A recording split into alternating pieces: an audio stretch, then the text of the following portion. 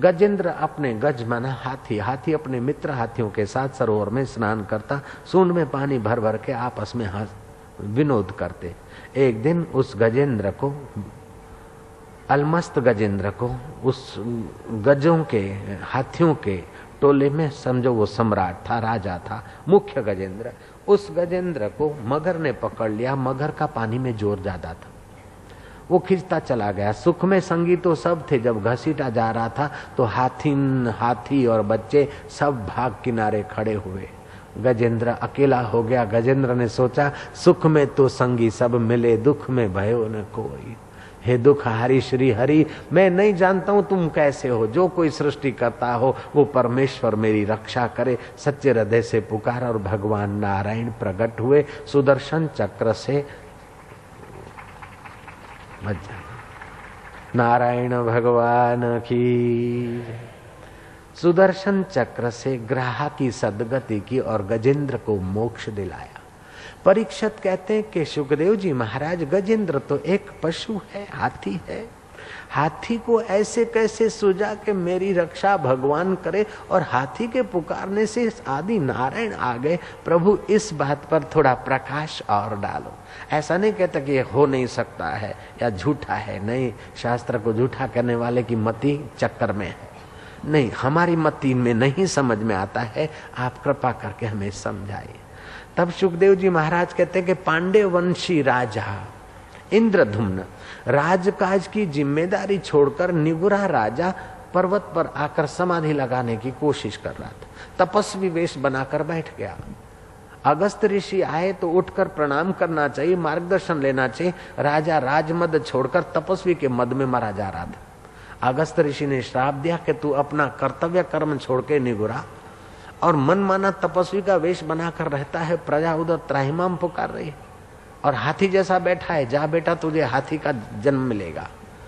उसने अनुनय विनय कहा किया। अगस्त ऋषि ने कहा, हाथी तो बनेगा लेकिन तेरी भक्ति तो व्यर्थ कोई नहीं कर सकता है और भगवान तेरा उद्धार करेंगे बेटा। इसीलिए उस गजेंद्र को भगवान की स्मृति आई और संत वचन सत्य करने के लिए भगवान नारायण अवतरित हुए। परीक्षित कहते हैं, प्रभु गजेंद्र ने तो पांडे वंशी राजा था, तप किया और अगस्त ऋषि का वरदान था, इसलिए भगवान पधारे। लेकिन उस मगर मुए ने क्या ऐसा सत्कर्म किया था कि साक्षात हरि के हाथ से, ऐसे पानी में मगर मरते रहते हैं, साक्षात हरि के हाथ से उसकी मृत्यु, ऐसी सदगति वाली मृत्यु। उस मगर ने कौन सा पुण्य किया था कि मरते समय साक्षात हरि को उसका दर्शन हुआ और हरि के हाथों से उसका वैकुंठ यात्रा हो रही।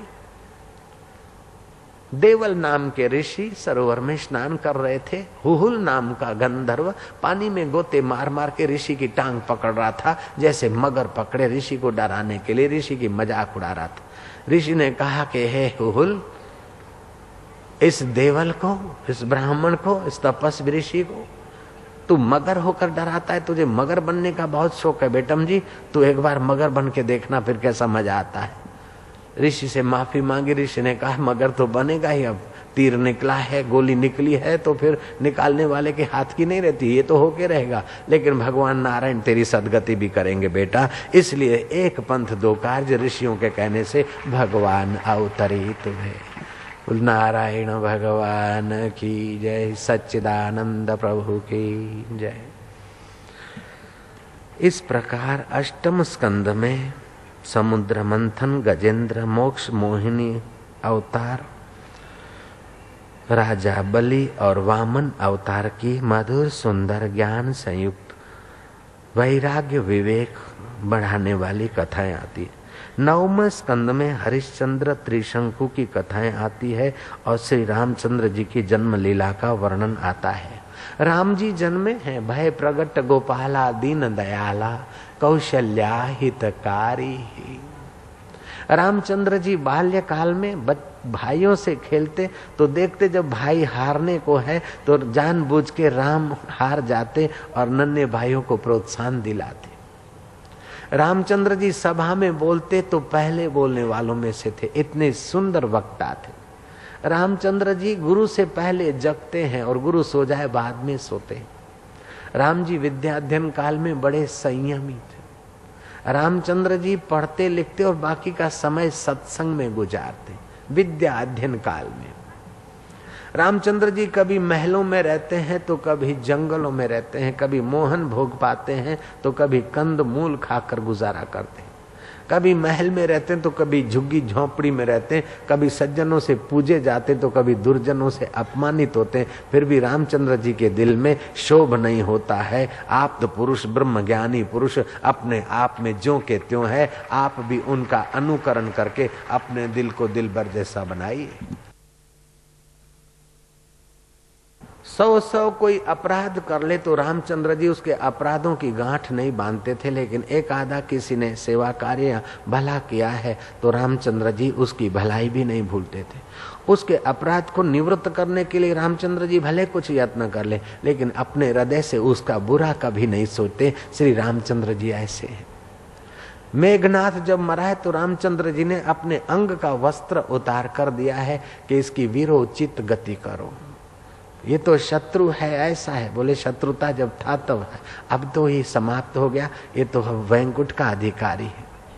मुझे परदेश में वर्ल्ड रिलीजियस पार्लियामेंट में और जगह मुझे छेड़ा गया कि क्या तुम्हारे भगवान, हमारा गॉड बड़ा। मैं क्या, हम तो ऐसा कुछ सोचते नहीं है कि हमारा तुम्हारा भगवान, भगवान तो एक है जहाँ जहाँ प्रकट हुआ। लेकिन तुम जब कहते हो कि हमारा गॉड बड़ा है और तुम्हारा राम और कृष्ण कुछ भी नहीं, तो अब कान खोल के सुन लो। जय राम जी की। जो जन्मजात कृष्ण जी जेल में जन्मे और माँ बाप की जंजीरें खुल गई है, यमुना जी में उठा लिए जा रहे हैं, यमुना जी पार किए जा रहे हैं वसुदेव जी, तो यमुना जी उनके चरण छूने के लिए उछल उछल के आ रही है। जरा सा चरण लंबा करते ही यमुना जी मूल धारा में आ गई। उस भगवान का भगवान पना तो जन्म जात है। ऐसे भगवान को तुम नन्हा कैसे बोलते हो? 6 दिन के हुए न हुए तो पूतना को किसी हथियार से नहीं मारा, और पूतना आई थी। पूतना को मारने नहीं गए थे, पूतना मरने को आई थी। जयराम जी की। पूतना तो आई थी मरने को, लेकिन कृष्ण ने पूतना को मारा नहीं, पूतना को सदगति दी।